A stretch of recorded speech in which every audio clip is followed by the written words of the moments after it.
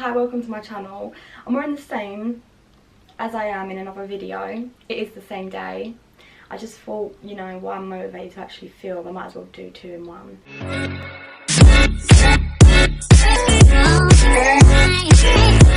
This is a video that I've always wanted to film, and I've watched videos on YouTube, and when I was about 14, 15, there was only like one or two of these videos about, and now there's quite a few. I mean, I'm subscribed to a few girls.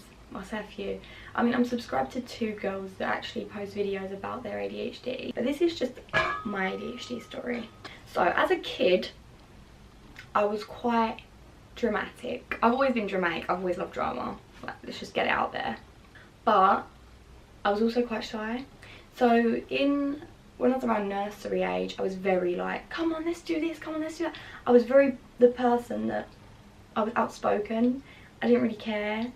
My mum said that from a young age I would butt in a lot of conversations a lot because, you know, she'd just think I was being rude, but it's because I felt like I was going to forget what I was saying and be getting in so much trouble for butting in all the time. So from the ages from about 4 to 9, I was quite hyperactive. I was just quite hyper, outspoken, I was loud, I didn't know when I could speak.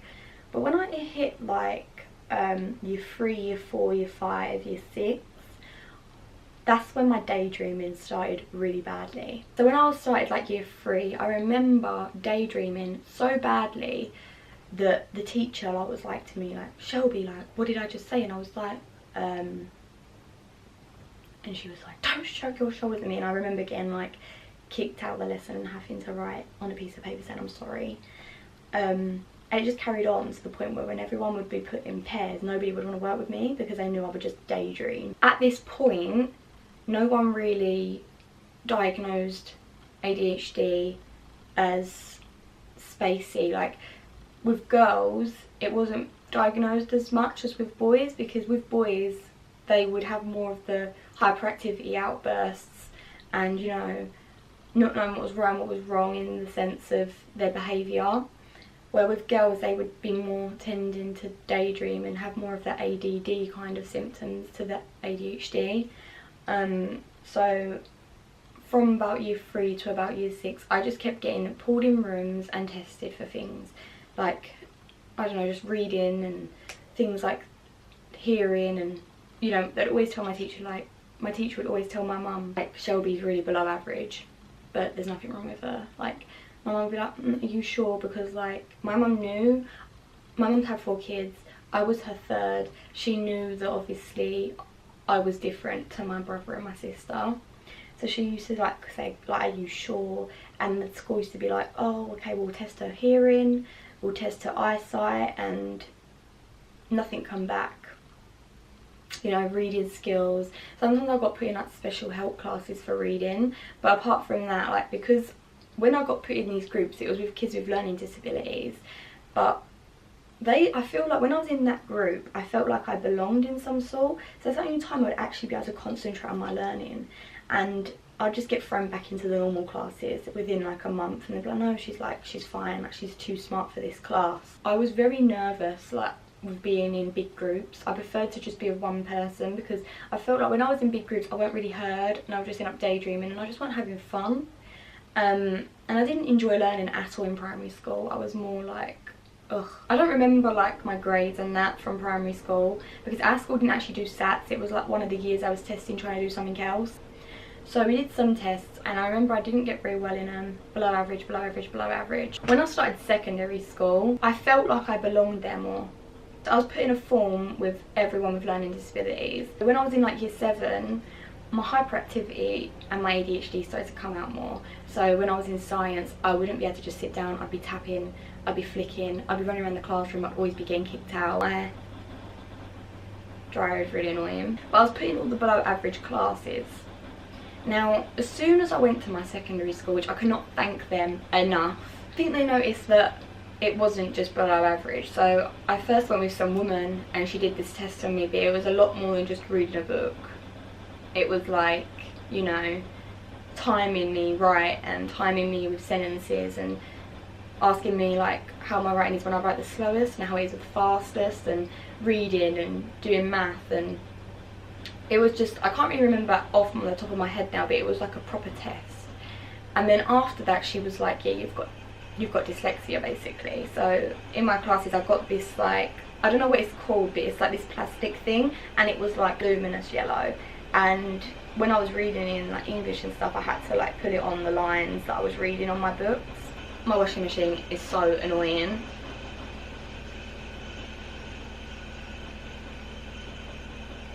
Okay, so where did I get up to? I've completely forgot now. So obviously after I got that dyslexia sort of diagnosis, I got extra help with reading and stuff, and now my teachers thought I'd calm down a bit and whatever. But I didn't. I got really hyper. Like in school everyone would be like to me, you're quite crazy, aren't you? In secondary school I did have like a few friends, so I was in big groups at this point. I could cope with being in big groups now. I was not as daydreamy, like I still am daydreamy, but nowhere near as bad as I was in primary school. Long story short, the last meeting I had with school was with this woman, and she was talking to me about like basically what I feel and what I do and blah blah blah. And the next thing I know, I come home and my mum was like, you've been transferred to like CAMS. CAMS is this centre in England, I'm sure, where kids go there with mental health problems. Most people there that I spoke to had autism or ADHD, but I know people also that have gone there for having depression or anxiety or self-harmed or whatever. CAMS, I've heard that loads of people have ups and downs with it.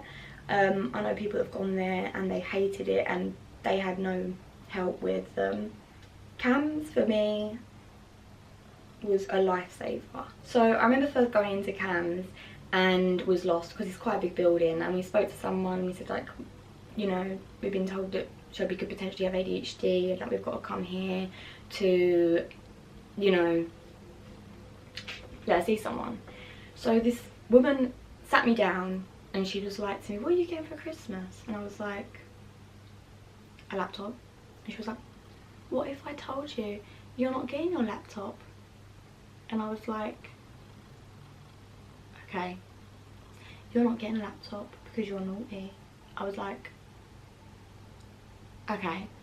She turned around to my mum and she was like, someone with ADHD would have exploded. She's fine. But that wasn't my flaw, and this woman didn't specialise with ADHD. This woman was just on a random flaw, but she was just trying to help.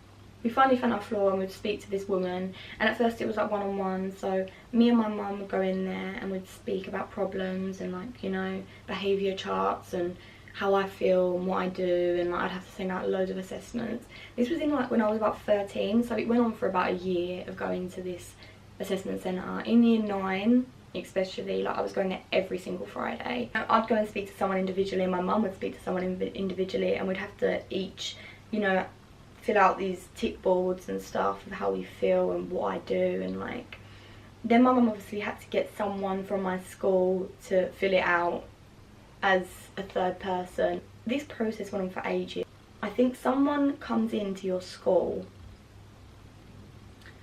and you don't know they're there. Because of me particularly being with the learning disabilities kind of set, I had observers all the time. So when these observers come in, I had no idea. I don't even know, to this day, I don't know what observers it was on what day, but I have a rough idea. I was in science and there was this woman at the back of the class and she kept staring at me, and she had this like clipboard in her hand and she was writing, and I was actually being quite okay in this particular class. Quite recently, after she observed my class, I went to CAMS and they sat us down and she was like, yep, you have ADHD. The psychiatrist did say to me like, you don't have to go on medication, you know, it's entirely up to you. She said things you can do to like relax and help symptoms of ADHD without medication, like meditation and things. But she did say that, you know, you can try medication and see how it goes. So we chose the medication route. At this point I was a bit confused about ADHD as a general. Like I was just adamant that there was nothing wrong with me. When I first went to CAMS and obviously they spoke about this diagnosis of the medication, she put me on a medication and I'm still on it now. I'm on Concerta, which it looks like this. So when she first explained like my medication to me and I was put on Concerta, I was put on like the middle dosage, I think. It was a blue tablet and I think it was 24 mg, but I'm just going to Google it now. So I was on the 27 mg to start with, and the one subject that I really didn't think would change my life with was science, and it did. I loved science. Like, I was doing everything, you know, like, I just loved it, and my teacher was like really helpful with me, and you know, I really took a liking to school. As soon as I got on this medication, like, my focus was just going so well, because when I first started taking Concerta, a big massive side effect to it is weight loss. I was technically like overweight, so these pills kind of helped me a lot with that. Being 13 and taking them till being year 11, year 12, I was around about, I think the lowest I got to was about 7 stone, and I was really skinny. But in year 12 I started putting it back on, and now I'm a healthy weight. I'm about 10 stone again, but obviously I'm 20 now, so it's different. I stayed on the 27 for about a year, and then they started to not work again. I was getting a bit fidgety and whatever, so my psychiatrist was like, okay, we're going to put you on 36, which I actually have here. So they're just white, and I actually have them here, so they just look like this. So that is what they look like. The good thing about this tablet is, for people with ADHD, it's hard to remember to take dosages. So it's a tablet you take in the morning or whenever you wake up, and then it gives you 3 bursts throughout the day. So like, you don't have to remember to take it, which is really clever for someone to think of. I also have the 80 mg pill here, which is the smallest dose, which is a pink, not pink, a yellow pill. So I'm up to 36 anyway, as I was saying, for another about 2 years. When I hit year, I think year 11, potentially, or is it year 12? Year 12. So when I was year 12 was the last time I went to CAMS. So I started going to like a mental health centre that was for adults when I turned 18. So I'm assuming about 17, just before I turned 18, I got put on 54 mg. Because obviously the 36 was making it hard for me to concentrate, and I started A levels. So that's obviously the red pill. But it's very hard to get the red pill for some reason. They don't really do it. So what they do instead is they give you an 18 and a 36, and you take 2 of them in the middle, because it adds up to 54 mg. So with the pills, you experience quite a lot of symptoms, but now I'm kind of immune to it, so I don't really get them anymore. So I think the worst symptom for this is insomnia, because it makes it 10 times worse than it is when you ain't medicating. And anyone who does have ADHD and is watching this will know that, you know, when you do have ADHD in general, insomnia is the worst.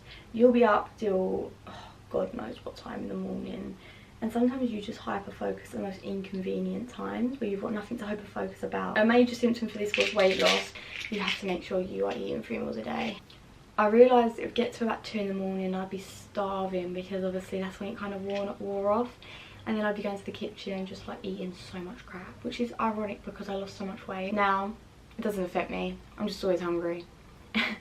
But at the time, it just completely stopped my appetite, and I just couldn't physically eat.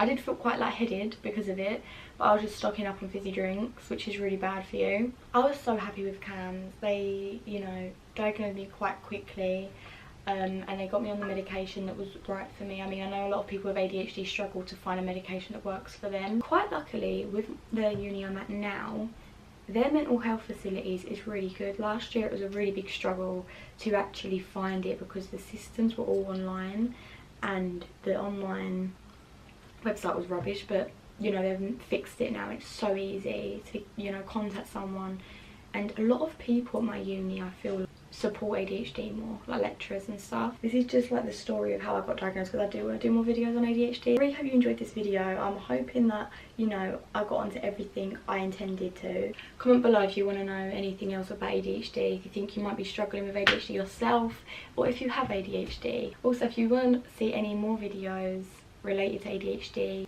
let me know, because I will do them. Make sure to subscribe as well if you're enjoying me, or if you're enjoying this topic, because if this gets a positive outcome, I might do a part 2. I never know how to end a video because it's really awkward, but whatever.